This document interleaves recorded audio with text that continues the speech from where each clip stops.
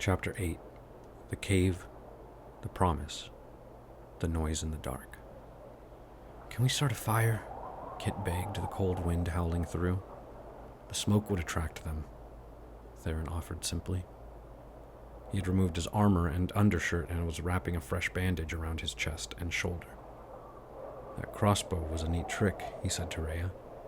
She stuttered for a moment before he looked over at her with a small smile. Theron stood and tossed his fur-lined cloak to the children. Kit rushed to it, wrapping it around his body, leaving room for Rhea as she moved closer. "What about you?" Rhea asked. "Aren't you cold?" "I have other ways to keep myself warm." He tapped a ring on his finger. "It's not perfect, but I won't freeze to death." Rhea nodded. "You know, for someone who thinks magic is evil, you sure do use a lot of it," she poked. "As a Forgiven, we are trained to use all tools at our disposal, anything to get an edge over our enemies." He finished wrapping his wound, blood already staining the front. "So everyone in Rain believes that magic is some sort of sickness?" Kit asked, almost completely hidden under the massive black cloak. Theron nodded, putting his arms through his armor, wincing as he did. Legend says that long ago, the last of the demigod kings, Bolin the Abuser, asked a group of mages to help quell a rebellion. The mages declined. Rain fractured into what it is today, and our mistrust of mages exists to this day." He finished, donning his armor. "If you believe that," he said, lacing the front. "Fractured," Kit repeated. "You mean it became Alara?" he replied. Theron nodded again. He replied solemnly with a nod. "I see you know your history. But those are legends. You'll find that the truth is often much simpler." "And what is the truth, then, sir?" "Just Theron. I'm a soldier, not a lord. And the truth, all anyone wants is power." "I don't," Rhea retorted. "Is that so?" He scoffed as he tied his scabbard to his waist. "So you would have no problem giving up your home, your castle, your fancy parties and your clothes, your servants? You would give it all to the less fortunate?" Rhea didn't respond. She scrunched her face up, offended. "See? The only ones who say they don't want power are the ones who already hold it." "But I'm not evil," she replied hastily. "I never said you were, my lady." Theron gave her a small bow. He walked towards the mouth of the cave. "I'm going to scout ahead. Stay quiet." "But we'll freeze," she retorted. With a single motion, Theron removed his finger and tossed it to her. "Share it," he said simply. "If I don't return, run the first chance you get." Without another word, Theron left them in the silence and the darkness of the cave with nothing but the howling wind for company. Theron crouched in the snow, walking slowly with intent, one foot after the other. He scanned the darkness looking for any movement, his senses heightened by his magic. As his gaze moved across the horizon, his eyes glowed like those of a cat caught in a light. "Where are you?" he whispered, asking nobody in particular. He knew he needed a better vantage point. Nimbly, he climbed the tallest tree he could see, his fingers aching from the cold as he moved from branch to branch. And he waited. Time moved slowly as he tried his best to warm himself. The temperature continued to drop, and he was beginning to feel the lack of sleep.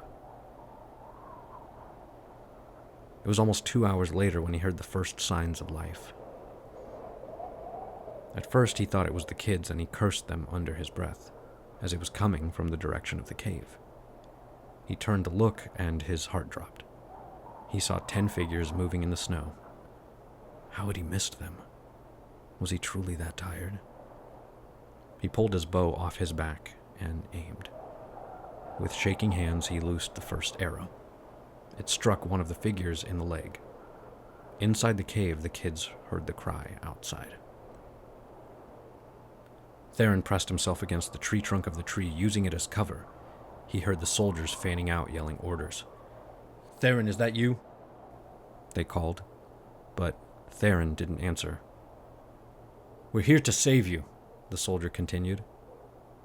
Theron recognized it as Ulrich's voice, one of the youngest commanders. He was a good fighter, strong with a sword, but he was a mediocre mage. Ulrich motioned to his men to spread out, but Theron's plan had worked. They were moving away from the cave. "Come out. Whoever shot the arrow, come out now and you'll be spared," he lied. Theron took a deep breath as he knocked another arrow. "You need to leave," Theron finally called out from his hiding place, his voice echoing. The men stopped and looked to their commander. "Theron? Whatever they've done to you, we can help. Mira is waiting for you," he called as genuine concern in his voice. Theron winced at her name. "We need our commander." "They have done nothing but shown me the truth," Theron replied, louder this time. He could hear the men fanning out again, moving deliberately, trying to pinpoint his location. "Ulrich, please. You have to listen to me," he sighed, trying to find the words. "We have all been lied to," he said softer. "I see." Ulrich breathed deeply. "Find him, he's been compromised," he whispered to his men. Theron knew what was coming. "Ulrich, they're just children, no different than if they had come from Rain," Theron pleaded. "Theron, you're speaking madness. The crown will see you brought in by force if we must. Then I will do what I must. Last chance, Ulrich." But there was no response to Theron. Theron steeled himself and slowly crept out of cover and loosed another arrow. As he let go, he quickly hid behind the tree's foliage again. The arrow sunk into a soldier's chest, and he didn't get back up. Theron felt the weight of his betrayal, but there was no time to pity himself. He had made his decision. "He's in the trees," he heard them cry out. He needed to move. Theron knocked another arrow and took a deep breath. He came out from behind cover again and loosed another. It found its target, and another soldier fell to the snow without another word. "Take cover!" he heard Ulrich cry out. Only 8 more. Each one he killed was a step further away from home. A step further away from the crown. From Mira. He let loose another arrow and jumped from the branches into the snow below. A fireball erupted around the top of the tree trunk. He felt the warmth collide with his leathers before dissipating. It was welcome warmth in the bitter cold, a shock of pain in a world of darkness. He bent his knees in the snow and rolled forward, springing back to his feet and running to the next tree. Another ball of fire erupted near him. He heard the others calling out, "Surround him!" Theron cursed under his breath. He slung his bow over his back and drew his blade. He took a deep breath and turned the corner, almost colliding with the soldier.